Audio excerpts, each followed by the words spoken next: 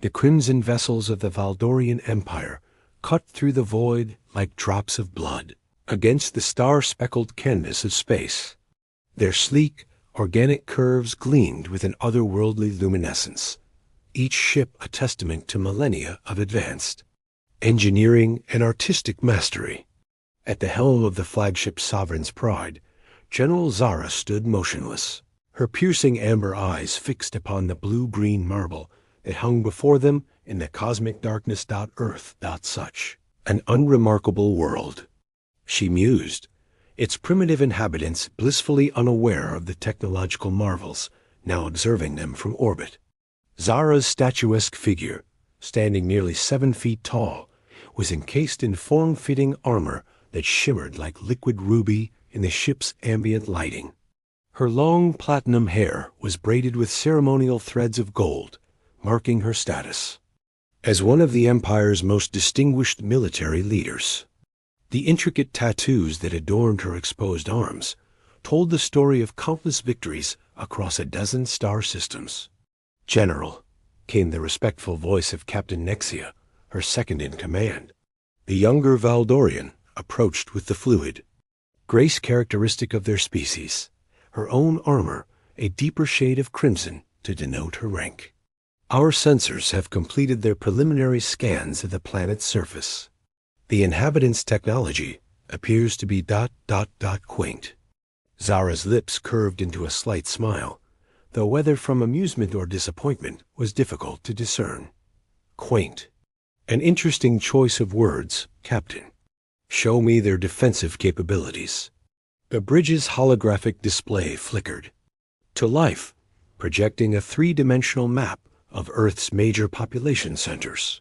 Tiny indicators marked military installations, nuclear arsenals, and communication networks. To the Valdorians, who had mastered faster-than-light travel and energy manipulation on a planetary scale, Earth's defenses appeared charmingly inadequate. "They still rely on chemical propulsion for space travel," Nexia reported, unable to hide her incredulity. "Their most powerful weapons would barely scratch our hull plating. It's almost endearing in a way. The Empire's expansion has brought use into contact with many species," Zara mused, her gaze never leaving the planet below. "Most prove either too primitive to be worth our attention or advanced enough to provide worthy opposition. This world appears to fall into the former category." Yet something about Earth nagged at the general's consciousness. Perhaps it was the planet's remarkable biodiversity, or the complex patterns of civilization that sprawled across its continents. There was an energy here, a vitality that seemed to pulse through the electromagnetic spectrum in ways their instruments couldn't quite quantify. "Shall we begin the standard intimidation protocols?" Nexia inquired, her hand hovering over the tactical console. "A demonstration of our power typically expedites the surrender process." Zara considered this for a moment. The Valdorian Empire had perfected the art of psychological warfare over centuries of conquest. A few precisely targeted displays of superior technology were usually sufficient to bring entire civilizations to their knees without the need for actual violence. It was efficient, economical, and preserved valuable resources for the Empire's use. "Select a major population center," she decided, "somewhere with significant cultural and economic importance. London, perhaps. We'll make our presence known and observe their response." The Sovereign's Pride began its descent through Earth's atmosphere, its advanced cloaking technology rendering it invisible to human detection systems until the precise moment Zara chose to reveal their presence. The ship's hull adapted to atmospheric entry with fluid grace, its surface temperature regulating systems preventing the spectacular light show that would accompany a less sophisticated vessel's arrival. As they approached the sprawling metropolis of London, Zara found herself studying the human settlements below with unexpected fascination. The architecture was primitive by Valdorian standards, yet there was something appealing about its organic growth patterns and historical layers. These beings had built their civilization without the benefit of anti-gravity technology or molecular assemblers, relying instead on ingenuity and determination. "Deactivate cloaking," Zara commanded. The effect was immediate and dramatic. The massive Valdorian vessel materialized above central London like a crimson storm cloud, its kilometer-long hull casting vast shadows across the city below. Traffic ground to a halt as millions of humans craned their necks skyward, their primitive communication devices buzzing with panicked messages and amateur photography. The ancient Roman amphitheater on the outskirts of London had witnessed countless dramas over the millennia, but none quite like the one unfolding as the crimson Valdorian shuttlecraft touched down among the weathered stones. Marcus Stone continued his methodical work, carefully brushing centuries of dirt from a newly uncovered mosaic, even as the alien vessel's landing thrusters sent clouds of dust swirling around the archaeological site. General Zara emerged from the shuttle with fluid grace, her towering form immediately commanding attention.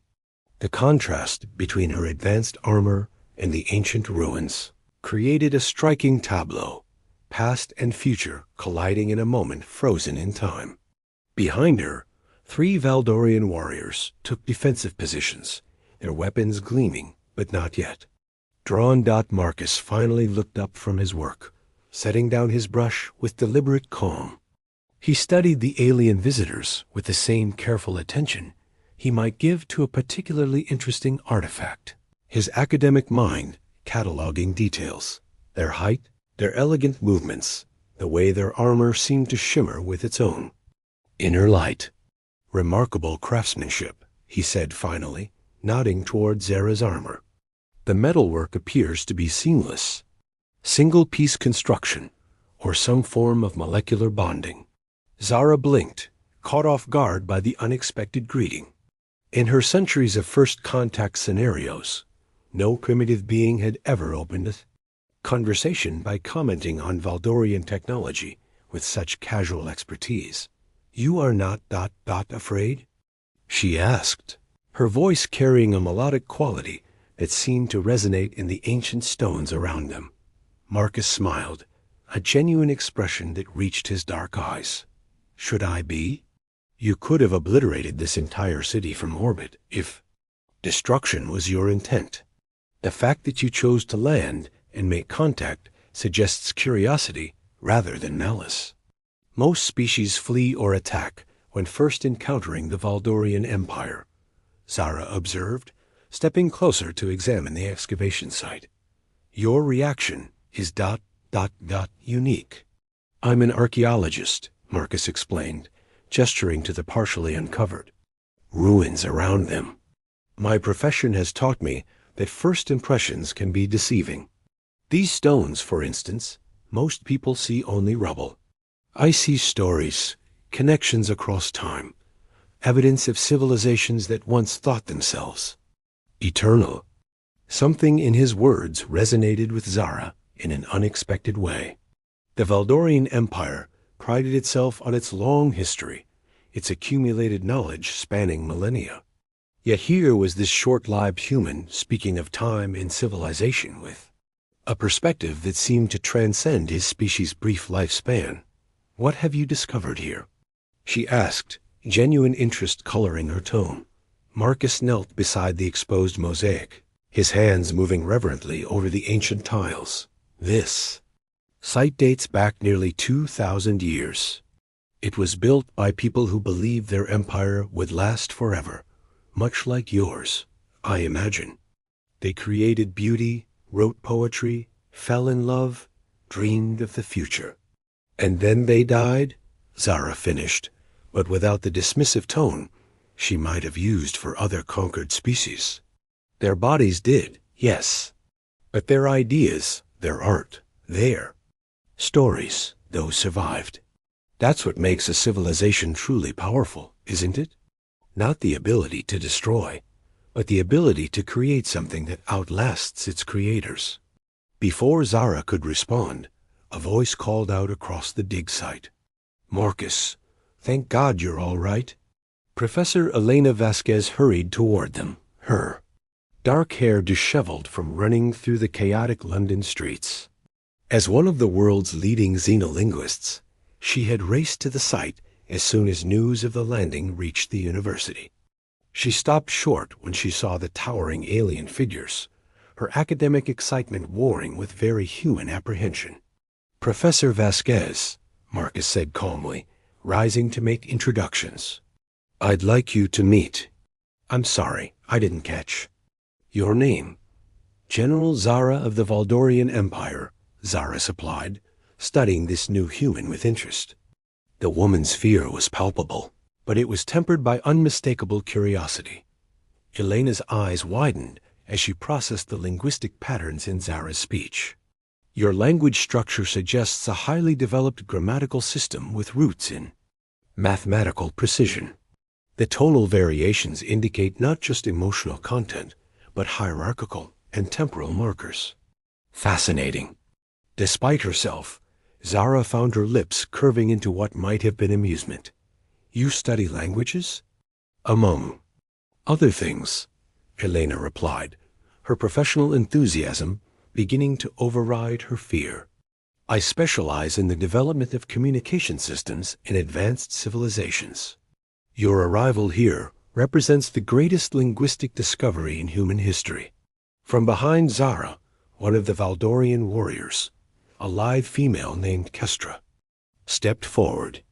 Her armor was lighter than her general's, designed for reconnaissance rather than command. "General, perhaps we should return to the ship. The humans' military forces are mobilizing." Indeed, the distant sound of helicopters and jet engines could be heard approaching the area. But Zara found herself reluctant to leave. These two humans, the thoughtful archaeologist and the eager linguist, were unlike anything she had expected to find on this primitive world. "Your military seeks to protect you," she observed to Marcus and Elena. "They're frightened," Marcus replied honestly. "They don't understand your intentions." "Neither do we, for that matter, but we're choosing to. Assume the best until proven otherwise." "And if you're wrong?" Kestra interjected, her hand resting on her weapon's hilt. "If we are here to conquer rather than communicate," Elena surprised everyone by laughing, "then we learn something valuable about the universe before we die. Knowledge is worth that risk." Zara studied both humans with growing fascination. In her centuries of military service, she had encountered countless species across the galaxy. Most fell into predictable categories: those who submitted immediately out of fear, those who fought desperately against overwhelming odds, or those who attempted to bargain for their survival. These humans were doing none of those things. Instead, they were treating this first contact as an opportunity for learning and exchange. Their courage wasn't born of ignorance or bravado, but from genuine intellectual curiosity and a willingness to take risks in pursuit of understanding. "Your species intrigues me," Zara admitted, a confession that would have shocked her subordinates had they understood its significance. Valdorian generals did not admit to being intrigued by primitive civilizations. "The feeling is mutual," Marcus replied, his gaze meeting hers with steady confidence. "Would you be willing to tell us about your civilization? Not just your technology or military capabilities, but your culture, your history, your dreams?" "For a moment Zara was silent. The concept of sharing such intimate details about Valdorian society with aliens, especially primitive ones, went against every protocol she had ever learned. Yet something about Marcus's earnest request touched a part of her that had been dormant for too long. "Perhaps," she said finally, "we might arrange a more formal exchange of information. Your governments will want to establish contact protocols, and my empire will expect a full report on your species' capabilities and intentions." "But," Elena prompted, sensing there was more.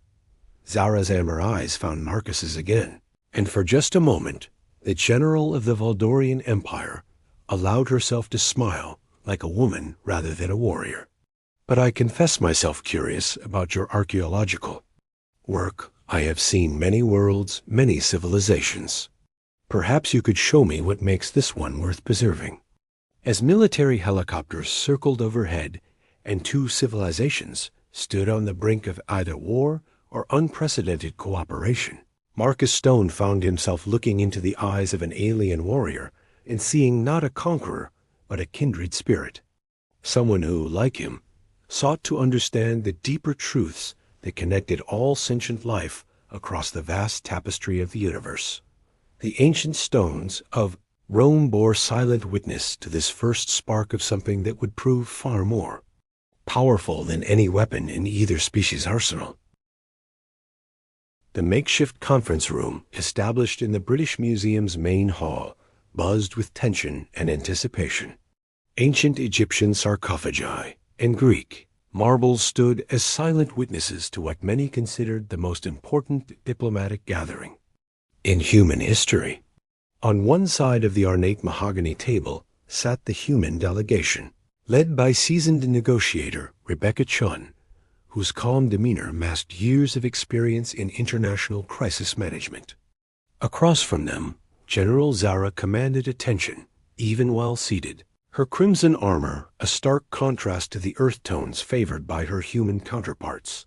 Ambassador Thane, the Valdorian Empire's most skilled diplomat, had arrived that morning. Aboard a second vessel, his presence signaled that the Empire was taking Earth more seriously than initially anticipated. Unlike the warrior-born Zara, Thane possessed the silver tongue and calculating mind necessary for interstellar politics. His armor was more ornate than practical, decorated with symbols representing the dozens of worlds that had joined the Empire through negotiation rather than conquest.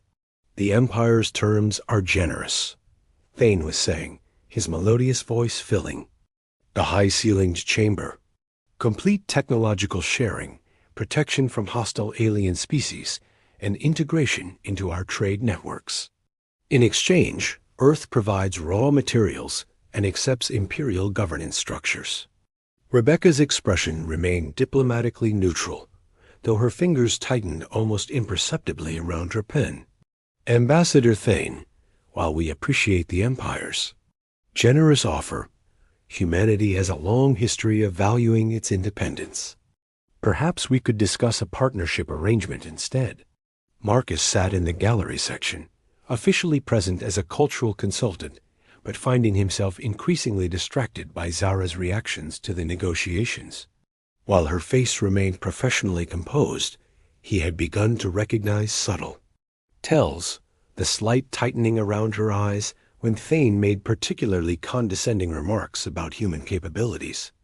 The way her fingers drummed silently against the table when the discussion turned to Earth's primitive governmental systems. Independence is a luxury few species can afford once they encounter the broader galactic community, Thane replied smoothly. Your world's resources have already attracted attention from less benevolent civilizations. The Krillian Horde, for instance, considers your solar system to be prime territory for expansion. Elena, serving as the human delegation's xenolinguistic advisor, leaned forward with interest. You're suggesting Earth faces threats from other alien species? The galaxy is not as empty as your astronomers believe, Zara interjected, speaking for the first time in an hour. There are predators among the stars. Ambassador Thane speaks truth in this regard. Something in her tone caught Marcus's attention. While Thane's words carried the polish of diplomatic necessity, Zara's held the weight of personal experience. She had faced these threats before, had seen worlds that failed to adapt to galactic realities. Perhaps, Rebecca suggested carefully, we could arrange for smaller preliminary exchanges. Cultural missions, scientific collaboration, gradual integration rather than immediate political absorption? Thane's expression grew cold. The Empire does not typically accommodate such extended courtship periods. Most species recognize the benefits of immediate integration. Most species haven't survived for millennia while maintaining dozens of independent governmental systems, Marcus found himself saying from the gallery. All eyes turned to him. and he realized he had spoken without permission to address the assembly. Zara's lips curved into what might have been approval. The archaeologist speaks wisdom. Your species' diversity could indeed prove valuable to the Empire. The sessions continued for 3 days, with progress measured in increments. That satisfied no one completely. During breaks, Marcus found himself walking the museum's corridors with Zara, their conversations ranging from ancient human civilizations to Valdorian philosophy. She spoke of worlds where crystalline beings sang mathematics into existence, of gas-giant civilizations that existed as pure thought, of the weight of carrying an empire's expansion across the stars. "Do you ever wonder," Marcus asked as they stood before a display of Roman coins, "what those conquered worlds were like before the Empire arrived?" Zara was quiet for a long moment. It is not productive to dwell on such questions. The Empire brings order, prosperity, advancement. These are objective improvements, but subjectively? She turned to study his face, her amber eyes searching for something she couldn't quite name. "You ask dangerous questions, Marcus Stone. The best questions usually are." On the evening of the 3rd day, as negotiations had reached what appeared to be an insurmountable impasse, Marcus received an unexpected visitor at his hotel room. Zara stood in his doorway, having somehow bypassed all security measures with typical Valdorian efficiency. "I wish to speak with you privately," she said, stepping into the modest room and examining his archaeological texts scattered across the desk. "About the negotiations?" "About choice," she replied, picking up a worn copy of Gibbon's Decline and Fall of the Roman Empire. "This speaks of an empire that believed itself eternal, yes, among other things. It also speaks of what happens when empires become too rigid to adapt." Zara set the book down and moved to the window, gazing out at London's glittering skyline. "The Valdorian Empire has endured for 30,000 of your years.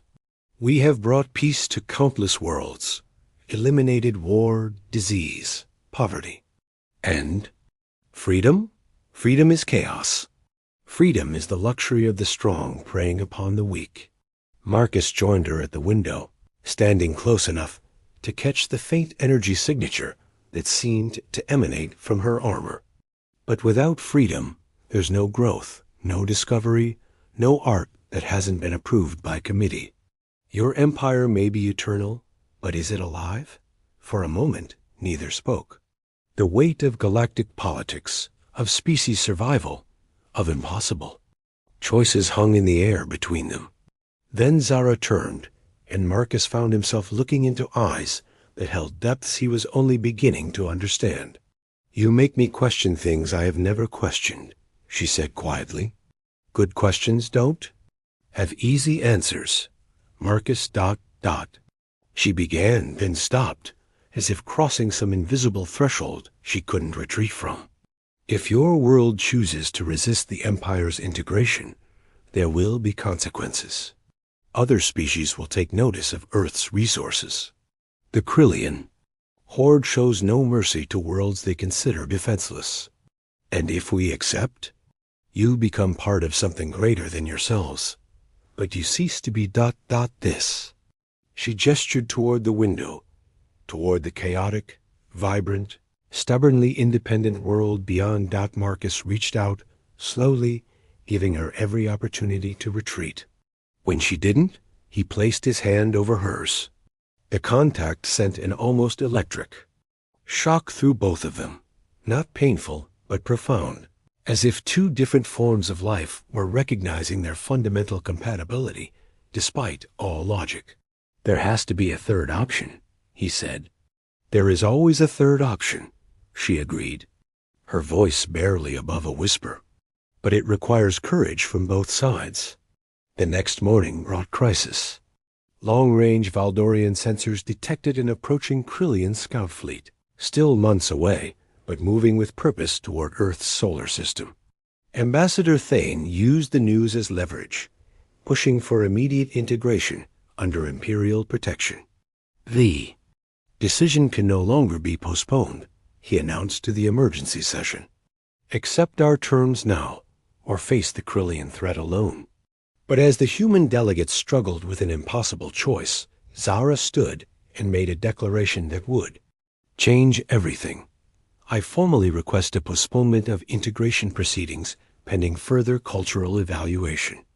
Earth shows strategic value that requires extended assessment. The room fell silent. Ambassador Thane's expression shifted from diplomatic satisfaction to barely contained fury. General, this is highly irregular. The Empire expects. The Empire expects results. Zara cut him off, her voice carrying the authority of countless military victories. I believe Earth's unique characteristics may prove more valuable through alliance than absorption. I am prepared to stake my career on this assessment. Marcus met her eyes across the room, understanding passing between them without words. She was buying them time, risking everything she had built over centuries of service. The question now was whether humanity and the Valdorian Empire could find a way forward that honored both species. Deepest values. As the session adjourned in chaos and uncertainty, one thing had become clear. The fate of two civilizations now rested not on military might or diplomatic maneuvering, but on the impossible connection forming between an alien general and a human archaeologist who dared to believe that some things were worth the risk of losing everything.